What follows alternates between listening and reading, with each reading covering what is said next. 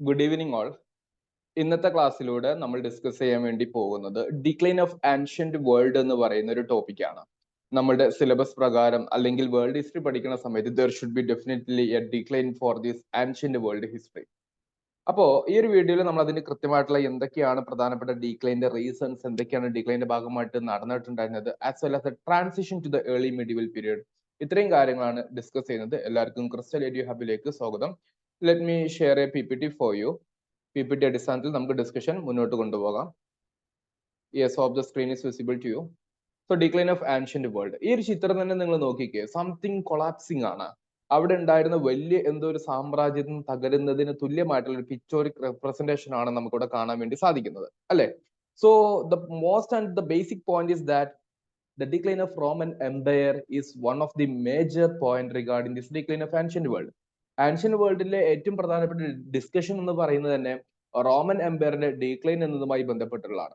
So എങ്ങനെയാണ് Roman Empire decline ചെയ്തത്, എന്തൊക്കെയായിരുന്നു ഇതിന്റെ പ്രധാനപ്പെട്ട കാരണങ്ങൾ, സ്റ്റെപ്പുകൾ അല്ലെങ്കിൽ പ്രധാനപ്പെട്ട സ്റ്റേജുകൾ, ഇങ്ങനത്തെ കാര്യങ്ങൾ പ്രൈമറി നമ്മൾ ഡിസ്കഷൻ വെക്കുകയും അതേ സമയത്ത് പിന്നീട് എന്ത് സംഭവിച്ചു, the transition to early middle പീരീഡിൽ നടന്ന കാര്യങ്ങൾ എന്തൊക്കെയാണ്, ഇങ്ങനത്തെ കാര്യങ്ങളാണ് നമ്മൾ ഡിസ്കസ് ചെയ്യാൻ വേണ്ടി പോകുന്നത്.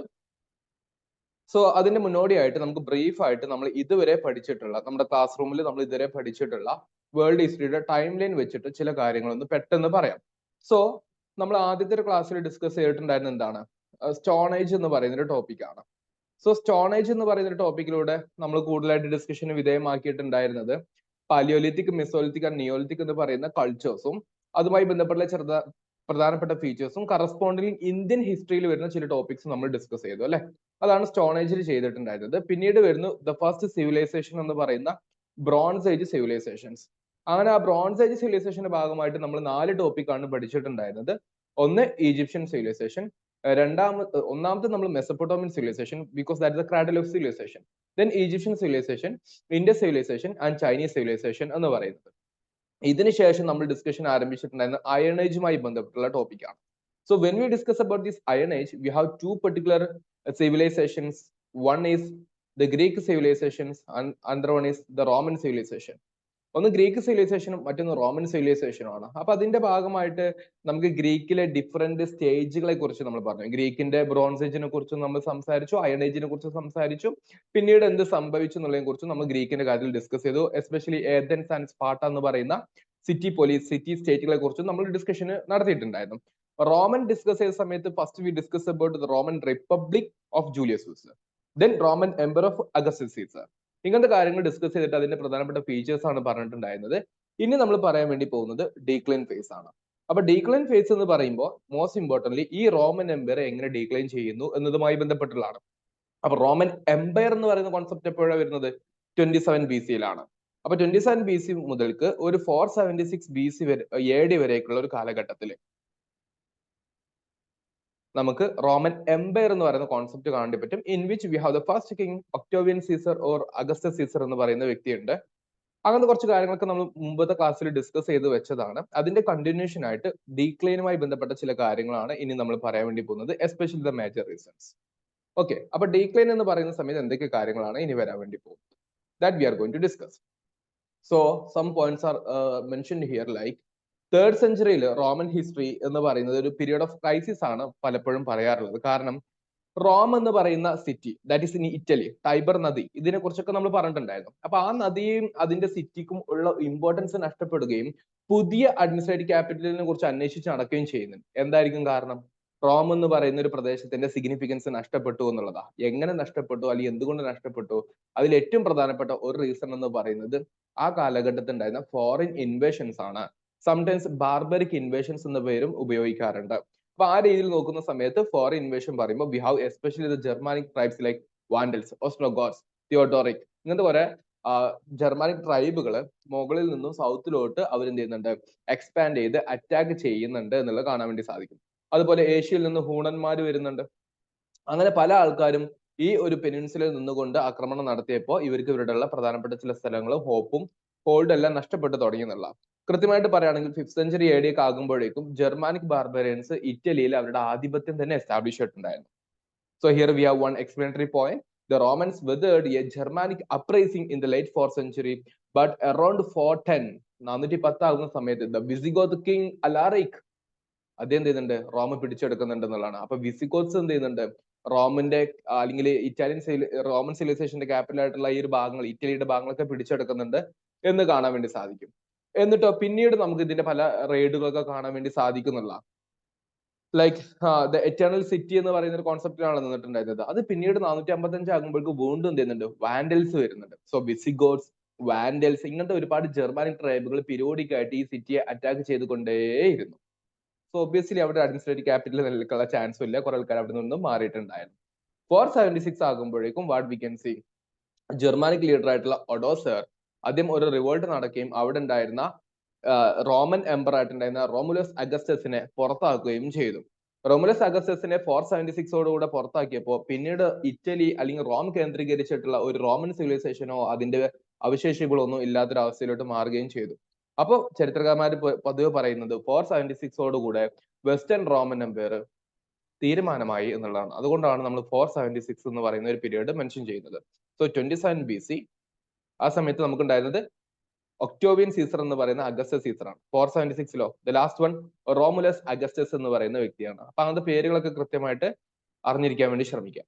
ഓക്കെ, ഇതാണ് ബേസിക്കലി. ആൻഡ് ഇവിടെ സ്പെസിഫിക്കലി നമ്മൾ പറഞ്ഞിട്ടുണ്ട് വെസ്റ്റേൺ റോമൻ എംപയർ ആണ് തകർന്നു പോയിട്ടുള്ളത് എന്നുള്ളത്. ഈസ്റ്റേൺ റോമൻ എംപയർ എന്ന് പറയുന്ന ബൈസന്റൈൻ അപ്പോഴും കണ്ടിന്യൂ ചെയ്യുന്നുണ്ട്, അറൌണ്ട് 1000 years ഓൾസോ. 1000 വർഷം വീണ്ടും കണ്ടിന്യൂ ചെയ്യുന്നതായിട്ട് നമുക്ക് കാണാൻ വേണ്ടി സാധിക്കും. So this is basically some introduction regarding the decline of Roman Empire. ഇത് മാത്രമാണോ കാരണങ്ങൾ? അല്ല. There are many other reasons like ഗവേണൻസിന്റെ ഫെയിലിയർ ആകാം, ഗവൺമെന്റിന്റെ അപ്രോച്ചിന്റെ ഫെയിലിയർ ആകാം. അപ്പൊ ജനങ്ങൾക്ക് അതിൽ സാറ്റിസ്ഫാക്ഷൻ ഉണ്ടാവില്ല. കാരണം ജനങ്ങളുടെ unity is very important for the survival of any kingdom or any country, അല്ലെ? സോ ഗവൺമെന്റ് ഡെസ്പോട്ടിസം ആയിരുന്നു, ഒന്നോ രണ്ടോ ആൾക്കാർ കൂടി ചേർന്നിട്ട് ഭരിക്കുന്നു, പക്ഷെ അവിടുത്തെ ജനങ്ങൾക്ക് നോ ലിബർട്ടി, ഫ്രീഡം എന്ന് പറയുന്ന ഒരു കോൺസെപ്റ്റും കാര്യങ്ങളൊന്നും വേണ്ട പോലെ ഉണ്ടായിരുന്നില്ല എന്നുള്ളതാണ്. സോ ജനങ്ങൾക്ക് ഫ്രീഡമും കാര്യങ്ങളൊന്നും ഇല്ലാത്തത് കൊണ്ട് തന്നെ ദേ വിൽ ഹാവ് ഓൾവേസ്, അവർ എന്താണോ സ്റ്റേറ്റ് പറയുന്നത് അത് അപ്പാടെ കേൾക്കേണ്ട അവസ്ഥയാണ്. So some people have always some kind of എന്താണ് ഹെസിറ്റേഷൻ ഉണ്ടാകും, താല്പര്യമില്ലാതെ ചെയ്യുന്ന രൂപത്തിലോട്ടൊക്കെ ആയിരിക്കും. അപ്പൊ ഒബ്വിയസ്ലി അതിന്റെ എഫിഷ്യൻസിയും കാര്യങ്ങളൊക്കെ എഫക്ട് ചെയ്യുന്നുള്ള. ഫോർ എക്സാമ്പിൾ, താല്പര്യമില്ലാതെ നിങ്ങൾ പഠിക്കുകയാണെങ്കിൽ എങ്ങനെ ഉണ്ടാവും? എന്തായാലും എത്തിച്ചേരാൻ പറ്റുന്നില്ല. പക്ഷെ നിങ്ങൾ എന്തായാലും ഇപ്രാവശ്യത്തെ എക്സാമിനേഷനോട് നിങ്ങൾക്ക് ക്ലിയർ ചെയ്യണമെന്ന് ആഗ്രഹിച്ചു കഴിഞ്ഞാലോ നിങ്ങൾ പിടിച്ചാലും കിട്ടത്തില്ല. അപ്പൊ നിങ്ങളുടെ ചോയ്സ് ആണ് ഏത് വേണമെന്നുള്ളത്. അപ്പൊ നിങ്ങൾക്കുള്ള അതിനുള്ള അവസരമാണ് ക്ലാസ്സസ് എന്ന് പറയുന്നത്. കൃത്യമായിട്ട് അത് പഠിക്കാൻ വേണ്ടി ശ്രമിക്കുക. ലേറ്റർ ഡേയ്സിൽ റോമൻ എംപയർ എന്ത് ചെയ്യുന്നുണ്ട്, ഡിക്ലൈൻ ചെയ്ത് പോകുന്നുണ്ട്, റൂളേഴ്സ് ഇൻഎഫിഷ്യന്റ് ആകുന്നുണ്ട്, റൂളേഴ്സ് എല്ലാം പ്ലഷർ സീക്കിംഗ് മൊണാർക്ക് എന്ന് പറയുന്ന കോൺസെപ്റ്റിലോട്ട്, അതായത് അവരുടെ കാര്യങ്ങൾ മാത്രം നോക്കുക, സബ്ജക്ട് എന്ന് പറയുന്ന ജനങ്ങളുടെ കാര്യങ്ങൾ നോക്കാതിരിക്കുക എന്നുള്ളതാണ്. ഒബ്വിയസ്ലി അങ്ങനെ നോക്കുമ്പോൾ തന്നെ എന്ത് സംഭവിച്ചു എന്ന് ചോദിക്കുമ്പോൾ റോമൻ ആർമിയെ അത് മെന്റലി തടസ്സപ്പെടുത്തി എന്ന് കാണാൻ വേണ്ടി സാധിക്കും. That demoralised the Roman army.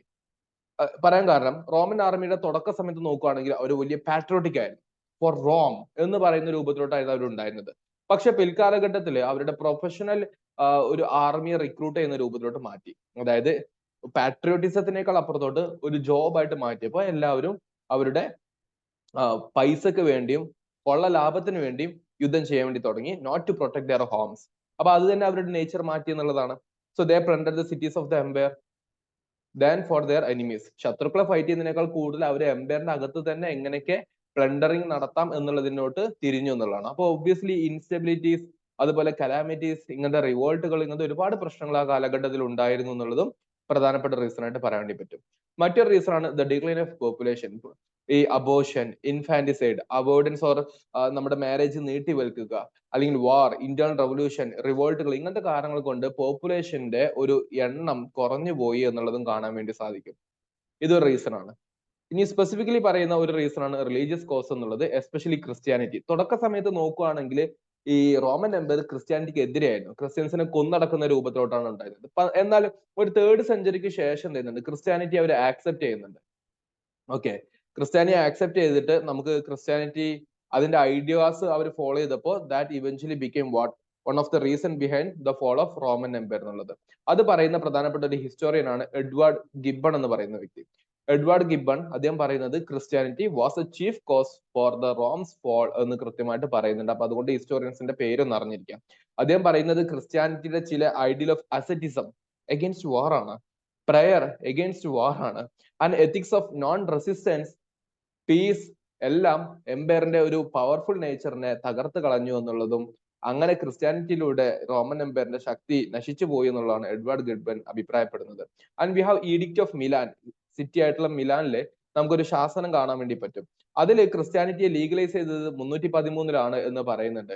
350 ആകുമ്പോഴേക്കും അത് സ്റ്റേറ്റ് റിലീജിയൻ ആയിട്ട് മാറുകയും ചെയ്തു. അങ്ങനെ സ്റ്റേറ്റ് റിലീജിയൻ ആയതിനു ശേഷം പെർട്ടിക്കുലർലി ക്രിസ്ത്യാനിറ്റിക്ക് എന്ത് സംഭവിച്ചു? ക്രിസ്ത്യാനിറ്റി ഗ്രോ ചെയ്തു, റോമൻ എംപയർ തകരുകയും ചെയ്തു എന്നുള്ളതാണ്. മറ്റൊരു പ്രധാനപ്പെട്ട പോയിന്റ് ഒരു കാലഘട്ടത്തിൽ ഈസ്റ്റേൺ റോമൻ എംപയർ വളരുന്നുണ്ട്, ദാറ്റ് ഈസ് ബൈസന്റൈൻ എംപയർ എന്നുള്ളത്. കാരണം എംപറർ ഡയക്ലീഷ്യൻ, ഇത് നമ്മൾ കഴിഞ്ഞ ക്ലാസ്സിൽ പറഞ്ഞിട്ടുള്ള പോയിന്റ് കൂടിയാണ്. ഡയക്ലീഷ്യൻ എന്ന് പറയുന്ന രാജാവ് റോമൻ എംപയറിനെ 2 ഹാഫുകളായിട്ട് മുറിച്ചിട്ടുണ്ടായിരുന്നു, വെസ്റ്റും ഈസ്റ്റും എന്ന് പറഞ്ഞിട്ട്. വെസ്റ്റ് ആണ് 476 ഡിക്ലൈൻ ചെയ്ത് പോകുന്നത്, എന്നാൽ ഈസ്റ്റ് കണ്ടിന്യൂ ചെയ്യുന്നുണ്ട് ബൈസന്റൈൻ എന്ന് പറയുന്ന രാജാവിലൂടെ. അതുകൊണ്ടാണ് ബൈസാന്റൈൻ എംപയർ അല്ലെങ്കിൽ ദ സിറ്റി ഓഫ് ബൈസാന്റിയം അല്ലെങ്കിൽ ദ സിറ്റി ഓഫ് കോൺസ്റ്റാന്റിനോപ്പോൾ എന്നൊക്കെ പേരിൽ പിന്നീട് അറിയപ്പെടുന്നത്. 1453 വരെ ഓട്ടോമൻ ടർക്സ് പിടിച്ചെടുക്കോളം എന്ത് ചെയ്യുന്നുണ്ട്? ഈ കോൺസ്റ്റാന്റിനോപ്പോൾ നിലനിൽക്കുകയും ചെയ്യുന്നുണ്ട് എന്നുള്ള കാര്യം കൂടി അറിഞ്ഞിരിക്കുക കേട്ടോ. ഇത്രയും കാര്യങ്ങളാണ് ബേസിക്കലി ഡീക്ലൈനുമായി ബന്ധപ്പെട്ട് അറിഞ്ഞിരിക്കേണ്ടത്. ഇനി ഈ കാലഘട്ടത്തിൽ തന്നെ എക്കണോമിക്കലി വലിയൊരു ട്രാൻസിഷൻ, മാറ്റങ്ങൾ നടക്കുന്നുണ്ട്. അതെന്താണെന്നുള്ളതാണ് പറയാൻ വേണ്ടി പോകുന്നത്. സോ വെസ്റ്റില് ട്രേഡ് ഡീക്ലൈൻ ചെയ്തു പോയി. അപ്പൊ വെസ്റ്റില് നമ്മൾ ഈ റോമൻ എംപയർ തകർന്നപ്പോൾ തന്നെ അവിടുത്തെ ട്രേഡും ഏകദേശം തകർന്നു. രണ്ടും ഒരുമിച്ചല്ല, ആദ്യം തകരുക ട്രേഡ് പോലുള്ള എക്കണോമിക് ആക്ടിവിറ്റീസ് ആണ്. അപ്പൊ സിറ്റി എന്ത് ചെയ്തു? സിറ്റി ഡി അർബനൈസ്ഡ് ആയി. അങ്ങനെ റൂറൽ സൊസൈറ്റിയിലോട്ട് പതിയുള്ള ട്രാൻസിഷൻ നമുക്ക് ഈ കാലഘട്ടത്തിൽ കാണാൻ വേണ്ടി പറ്റും. ഇന്റർനാഷണൽ ട്രേഡ് ഡിക്ലൈൻ ചെയ്യുന്നുണ്ട്. ഇത് ഈവൻ നമ്മുടെ ഇന്ത്യൻ ഹിസ്റ്ററി വരെ ബാധിക്കുന്നുണ്ട്. Think about one particular situation. ഈ കാലഘട്ടത്തിൽ ഇന്ത്യ ഭരിച്ചിരുന്നത് ഏത് പെർട്ടിക്കുലർ ഡൈനാസ്റ്റി ആണ്? Just comment. എന്നാലും നിങ്ങൾക്ക് ലോജിക്കലി രണ്ട് കണക്ട് ചെയ്യാൻ വേണ്ടി പറ്റുള്ളൂ. അതൊന്ന് കമന്റ് ചെയ്യാൻ വേണ്ടി ശ്രമിക്കുക. Just comment. നമ്മൾ ശരിയോ തെറ്റോ ഒന്നല്ല, അതിനേക്കാൾ അപ്പുറത്തോട്ട് നമ്മുടെ ഹിസ്റ്റോറിക്കൽ നോളജ് എത്രമാത്രം ഉണ്ടെന്നുള്ളതാണ്. പിന്നെ പഠിച്ചു പോകലാണ്. അതൊന്ന് കമന്റ് ചെയ്യാൻ വേണ്ടി ശ്രമിക്കുക. അതായത് റോമൻ എംപയറിന്റെ ഡീക്ലൈനുമായി ബന്ധപ്പെട്ടിട്ട് നമ്മുടെ നാട്ടിലെ ഒരു എംപയറിന് ഡീക്ലൈൻ സംഭവിക്കുന്നതിലുള്ള ഒരു പ്രധാനപ്പെട്ട കാരണമായിട്ടുണ്ട്. എസ്പെഷ്യലി ഗോൾഡിന്റെ വാല്യൂവിനൊക്കെ തകർച്ച വരുന്ന ഒരു കാലഘട്ടമാണത്. അപ്പൊ അങ്ങനത്തെ ഒരു സംഭവം റോമൻ എംപയറിനെ എഫക്ട് ചെയ്യുന്നുണ്ട് എന്ന് മനസ്സിലാക്കി വെക്കുക. എംപറേഴ്സ് അവർക്ക് അവരുടെ ഫ്രോണ്ടിയർ റീജിയൻസ് എല്ലാം, ബോർഡർ റീജിയൻസ് എല്ലാം നഷ്ടപ്പെട്ടു. എക്കണോമിക്കലി ഒരുപാട് കൊള്ളകൾ നടന്നു. അവരുടെ ഫ്രീ ട്രേഡിനെ ബ്രേക്ക് ഡൗൺ ചെയ്തു. ഇങ്ങനത്തെ ഒരുപാട് കാരണങ്ങൾ നമുക്ക് എക്കണോമിക്കലി സംഭവിച്ചതായിട്ട് പറയാൻ പറ്റും. ഓൾസോ നമ്മുടെ പേർഷ്യയുടെ ഭാഗത്ത് സസാനിയുടെ എംപയർ എന്ന് പറയുന്ന ഒരു എംപയർ പതിയെ ഉയർന്നു വന്നപ്പോൾ അതുമായി ബന്ധപ്പെട്ടുള്ള ചില ഫൈറ്റുകളിലൂടെ ഒരുപാട് എക്കണോമിക് ലോസസ് റോമൻ എംപയറിന് ഉണ്ടായിട്ടുണ്ടായിരുന്നു. ആൻഡ് റൂളേഴ്സ് അവർ എന്തിട്ടുണ്ടായിരുന്നു? കൂടുതൽ ടാക്സിന് പുറമെ ആയിട്ട്, കൂടുതൽ ടാക്സ് എന്നുള്ളതിനേക്കാൾ അപ്പുറത്തോട്ട് കോയിന്റെ വാല്യൂ കുറക്കാനാണ് പലപ്പോഴും ശ്രമിച്ചിട്ടുണ്ടായിരുന്നത് എന്നുള്ളത് കാണാൻ വേണ്ടി പറ്റും. അങ്ങനെ ചുരുക്കി പറഞ്ഞു കഴിഞ്ഞാൽ by the decline of Roman Empire economy പക്ക റൂറലൈസേഷൻ ടെൻഡൻസിലോട്ട് പോകുന്നുണ്ടായിരുന്നുള്ളതാണ്. ആ റൂറലൈസേഷൻ ടെൻഡൻസിയാണ് പതിയെ പതിയെ പിന്നീട് ഫ്യൂഡലിസത്തിന് വളർച്ച നൽകിയത് എന്നുള്ള കാര്യം കൂടി ജസ്റ്റ് മനസ്സിലാക്കി വെക്കുക. അടുത്ത നമ്മുടെ ടോപ്പിക് ഓഫ് ഡിസ്കഷൻ ഫ്യൂഡലിസം എന്ന് പറയുന്ന ഒരു കോൺസെപ്റ്റ് ആണ്. അതിന്റെ ടെക്നിക്കൽ ടെർമിനോളജീസ്, കോൺസെപ്റ്റ് ഇങ്ങനത്തെ കാര്യങ്ങളായിരിക്കും നമ്മൾ ലൈവായിട്ട് ഡിസ്കസ് ചെയ്യുന്നത് കേട്ടോ. നമ്മുടെ ക്ലാസ് റൂമിൽ ലൈവായിട്ട് നമ്മൾ ഡിസ്കസ് ചെയ്യും. ഓക്കെ. പിന്നെ ഇൻഡിവിജ്വൽസിനെ സംബന്ധിച്ചിടത്തോളം എന്താ, അവർക്ക് ഒരു പെർട്ടിക്കുലർ ജോലി മാത്രം ഒതുങ്ങേണ്ട അവസ്ഥയാണ്. കാരണം ഡൈവേഴ്സിറ്റി ഇല്ല, എവിടെയും എക്കണോമിക് ബൂസ്റ്റപ്പ് ഇല്ല, അവസരങ്ങളില്ല. അപ്പൊ അവർ ചെയ്തുകൊണ്ടിരിക്കുന്ന ജോലി മാത്രം ചെയ്യേണ്ട ഒരു അവസ്ഥയും കാര്യങ്ങളാണ് ഉണ്ടായിരുന്നത്. ലാർജ് ലാൻഡ് ഓണേഴ്സ് എന്ത് ചെയ്തു? അവർ ടാക്സേഷൻ കാര്യങ്ങളൊക്കെ ഒഴിവാക്കുന്നതിന്റെ ഭാഗമായിട്ട് അവര് സ്മോൾ കമ്മ്യൂണിറ്റീസ് ആയിട്ട് ഒരു സെറ്റപ്പ് ആയിട്ട് ഇതൊരു ലാർജ് ലാൻഡ് ഓണറും അദ്ദേഹത്തിന്റെ ഒരു കമ്മ്യൂണിറ്റി ആയിട്ട് ഇവിടെ ജീവിക്കുന്നുണ്ട്, വേറെ ആൾ ഇവിടെ ജീവിക്കുന്നുണ്ട്. ഇതൊക്കെ ഫ്യൂഡലിസത്തിന്റെ പ്രധാനപ്പെട്ട ചില പ്രത്യേകതകളായിട്ട് നമ്മൾ പറയും. മനോറലിസം എന്നൊക്കെ വാക്ക് ചിലപ്പോൾ നമ്മൾ കേട്ടിട്ടുണ്ടാവും, ഇല്ലെങ്കിൽ നമുക്ക് അടുത്ത ക്ലാസ്സിൽ ഡീറ്റെയിൽ ആയിട്ട് പറയാം. സോ ഇതാണ് ബേസിക്കലി മനസ്സിലാക്കി വെക്കേണ്ട മേജർ ചേഞ്ചസ് എന്നുള്ളത്.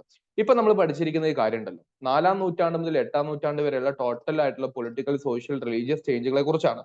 അപ്പൊ അത് എന്താന്നുള്ളത് വളരെ ബ്രീഫ് ആയിട്ട് ഒന്നുകൂടെ പറയാം. പൊളിറ്റിക്കലി പറയുകയാണെങ്കിൽ നമ്മൾ പറഞ്ഞു എന്ത്, 476 സമയത്ത് the fall of Western Roman Empire. Byzantine Empire എപ്പോഴും ഉണ്ട്, പുതിയ കിങ്ഡംസ് ഉയർന്നു വരുന്നുണ്ട്. ഇത് കാര്യം കൂടി ശ്രദ്ധിക്കുക. ജർമാനിക് ട്രൈബായിട്ടുള്ള ഫ്രാങ്കുകളും ഗോത്തുകളും വാൻഡൽസ് ഒക്കെ ഉയർന്ന് അവരുടെ എസ്റ്റാബ്ലിഷ്മെന്റ് ഒക്കെ ഈ കാലഘട്ടത്തിൽ നമുക്ക് കാണാൻ വേണ്ടി സാധിക്കും. ഇൻ യൂറോപ്യൻ, വെസ്റ്റേൺ യൂറോപ്യൻ ലാൻഡിലെ ഈസ്റ്റിൽ ആരുണ്ട്? ബൈസന്റൈൻ എംപയർ ഉണ്ട്. സോഷ്യൽ ആൻഡ് ഇക്കണോമിക് നോക്കുമ്പോൾ ഡി അർബനൈസേഷനും അതുമൂലം ഫ്യൂഡലിസം, ട്രേഡിന്റെ ഡിക്ലൈനും ആണ് നമുക്ക് കാണാൻ വേണ്ടി സാധിക്കുന്നത്. ഇനി റിലീജിയസ് ആൻഡ് കൾച്ചറൽ ഷിഫ്റ്റ് നോക്കുമ്പോൾ സ്പ്രെഡ് ഓഫ് ക്രിസ്ത്യാനിറ്റി, ക്ലാസിക്കൽ ലേണിംഗിന്റെ ഡിക്ലൈൻ. കാരണം സിറ്റീസ് ഒന്നും ഇല്ല, അപ്പൊ അതുകൊണ്ട് ക്ലാസിക്കൽ ലേണിംഗിനെ കുറിച്ച് പറയാനോ അതിനെ പ്രചരിപ്പിക്കാനോ ഉള്ള ഒരു സംവിധാനം ഉണ്ടായിരുന്നില്ല. പക്ഷെ ബൈസന്റൈൻ ആർട്ടിന്റെ ഗ്രോത്ത് നമുക്ക് ഇവിടെ കാണാൻ വേണ്ടി സാധിക്കും. ഇങ്ങനത്തെ ഒരു ബേസിക് അണ്ടർസ്റ്റാൻഡിങ് അല്ലെങ്കിൽ ഒരു ട്രാൻസിഷൻ ആണ് 4-ാം നൂറ്റാണ്ട് മുതൽ 8-ാം നൂറ്റാണ്ട് വരെയുള്ള ഒരു കാലഘട്ടത്തിൽ നടന്നിട്ടുണ്ടായിരുന്നത്. അതിനെക്കുറിച്ച് കൃത്യമായിട്ട് അറിയാനും ശ്രമിക്കാം.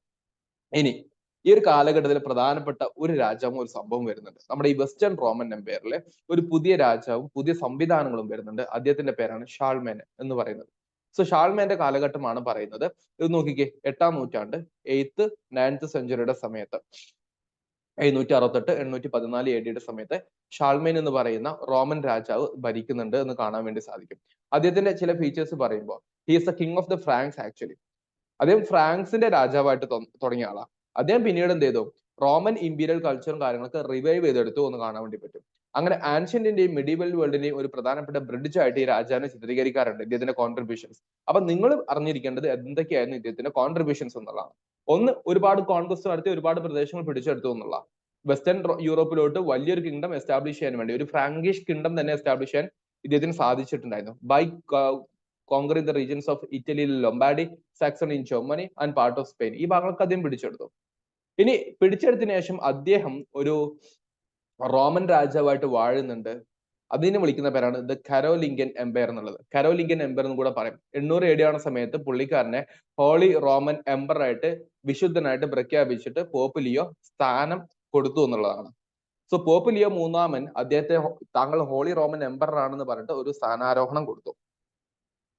അങ്ങനെ പുള്ളിക്കാരൻ എന്തോ വെസ്റ്റേൺ റോമൻ എംപയറിനെ ഒന്നുകൂടി വളർത്തിയെടുത്ത് പൊളിറ്റിക്കൽ പവർ ഉഷാറാക്കി കൊണ്ടുവന്നുള്ളതാണ്. അദ്ദേഹത്തിന്റെ കാലഘട്ടത്തിൽ ചില അഡ്മിനിസ്ട്രേറ്റീവ് റിഫോംസ് നല്ല രീതിയിൽ നടക്കുന്നുണ്ട്. ഓരോ അഡ്മിനിസ്ട്രേറ്റീവ് യൂണിറ്റുകളായിട്ട് ഡിവൈഡ് ചെയ്തിട്ട് അദ്ദേഹം എന്ത് ചെയ്യുന്നുണ്ട്, ഓരോ പ്രദേശങ്ങളും ഭരിക്കാൻ വേണ്ടി ഓരോ പ്രധാനപ്പെട്ട ഗവർണർമാരെ ഏൽപ്പിക്കുന്നുണ്ട്.